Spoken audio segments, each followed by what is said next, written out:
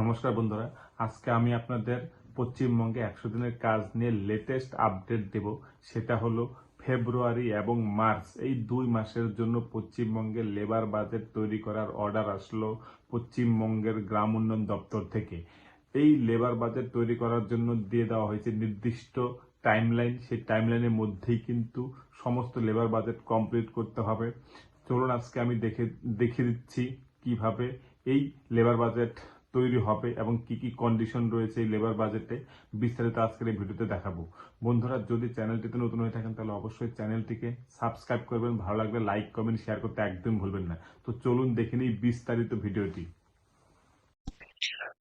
West Bengal panchayat and rural development department থেকে 16/1/2026 একটি order এসেছে, যেখানে এই লেবার বাজেট তৈরি করার কথা বলা হয়েছে ফেব্রুয়ারি এবং মার্চ মাসের জন্য।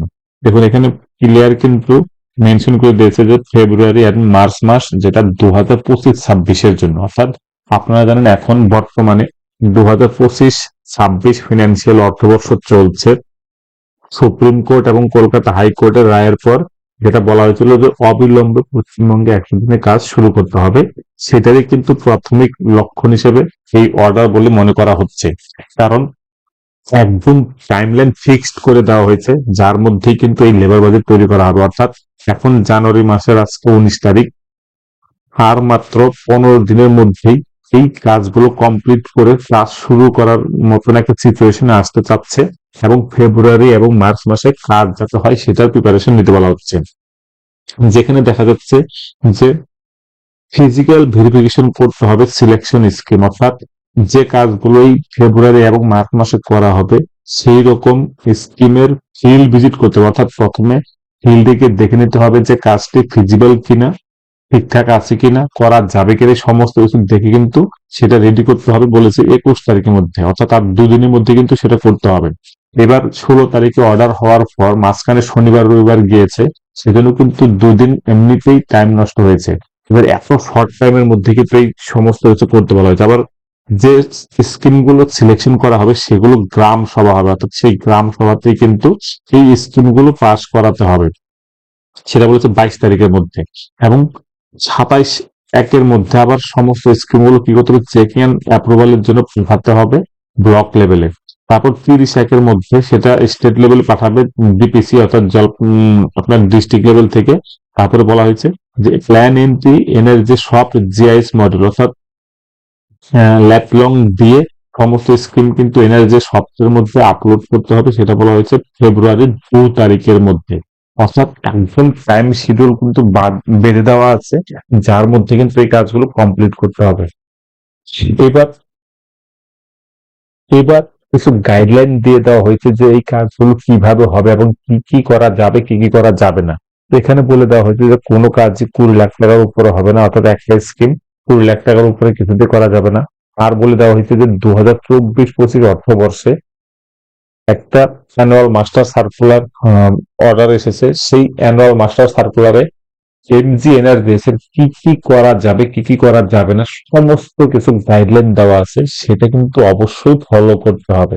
আর বলা হয়েছে যে প্রত্যেক জিপিতে 10টার বেশি স্কিম অনগোয়িং রাখা যাবে না। অর্থাৎ আপনার জিপিতে যদি 50টা স্কিম অনগোয়িং দেখায় বা 20টা স্কিম অনগোয়িং দেখায়, যেগুলো স্কিম কমপ্লিট করা হয়নি সেগুলো যদি থাকে, তাহলে পরে কিন্তু এই কাজ নতুন করে নেওয়া যাবে না। অর্থাৎ 10টার নিচে যখন হবে তখনই কিন্তু আপনি 100 দিনের কাজ শুরু করতে পারবেন না।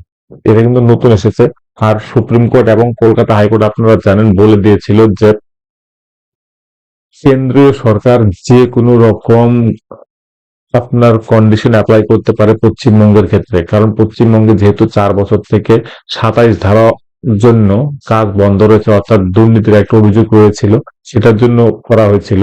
সেজন্য সুপ্রিম কোর্ট এবং কলকাতা হাইকোর্ট এই কন্ডিশনে অ্যাপ্লাই করতে পারবে। সেন্ট্রাল সেটা কিন্তু বলে দিয়েছে অলরেডি। এর সাথে আরো বলে দিয়েছে যে 100% ইকেওয়াইসি করতে হবে, অর্থাৎ জব কার্ডের 100% ইকেওয়াইসি অবশ্যই করতে হবে। পশ্চিমবঙ্গের ক্ষেত্রে যদি আপনি দেখেন, এই ইকেওয়াইসি যেটা আছে সেটা কিন্তু প্রায় 68 বা 60-র কাছাকাছি করা হয়ে গেছে অলরেডি।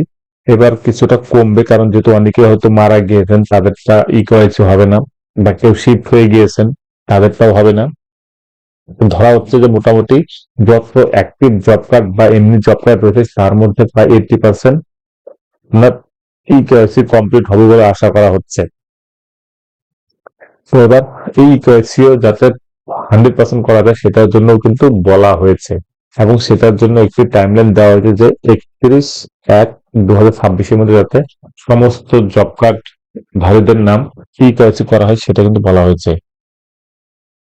সিলেকশন অ্যাটলিস্ট 1 গ্রাম পঞ্চায়েত, অর্থাৎ আরেকটা জিনিস বলে দেওয়া হয়েছে ব্লককে, যে প্রত্যেকটা ব্লকের আন্ডারে একটা করে গ্রাম পঞ্চায়েত থাকবে, যেটা কিনা যুক্ত ধারা প্ল্যাটফর্মের সাথে যুক্ত হবে।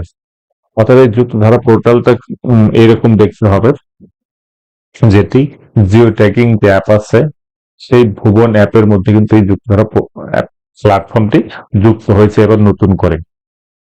আরেকটা যেটা বলা হয়েছে যে সক্ষম ট্রেনিং, অর্থাৎ এই সক্ষম ট্রেনিং জিআইএস এর কাজ বা প্ল্যানিং কিভাবে করা হবে, জব কার্ড কাকে দেওয়া হবে, কিভাবে দেওয়া হবে, কে জব কার্ড পাবে, কিভাবে ডিলিট হবে, কিভাবে কাজ হবে, কিভাবে অ্যাপ্লিকেশন করলে পরে সে কাজ পাবে, সমস্ত বিষয়ের কিন্তু একটা ট্রেনিং রয়েছে অনলাইনে, সেটা ই সক্ষম। সেই প্রসেস কিন্তু অলরেডি প্রত্যেকটা ব্লক, প্রত্যেকটা গ্রাম পঞ্চায়েত অলরেডি কমপ্লিট হয়ে গেছে। যদি কমপ্লিট না হয়ে থাকে সেটাও কিন্তু কমপ্লিট করার জন্য বলে দেওয়া হয়েছে। তারপর বলা হয়েছে যে সোশ্যাল অডিট, আপনারা জানেন 100 দিনের কাজের প্রত্যেক বছর কিন্তু সোশ্যাল অডিট হয়, কারণ প্রত্যেকটা গ্রাম পঞ্চায়েতে 10 জন করে ভিআরপি নিযুক্ত করা হয়েছে এই সোশ্যাল অডিট করার জন্য। তারা প্রত্যেকটা স্কিম ধরে ধরে সোশ্যাল অডিট করবেন, অর্থাৎ অডিট করবেন, ফিল্ড লেভেলে গিয়ে চেক করবেন। এই সমস্ত কাজ বলেছে, যদি পেন্ডিং কিছু থেকে থাকে তাহলে পরে সেটা 10/2 অর্থাৎ 10 ফেব্রুয়ারির মধ্যে সমস্ত কিছু কমপ্লিট করতে হবে।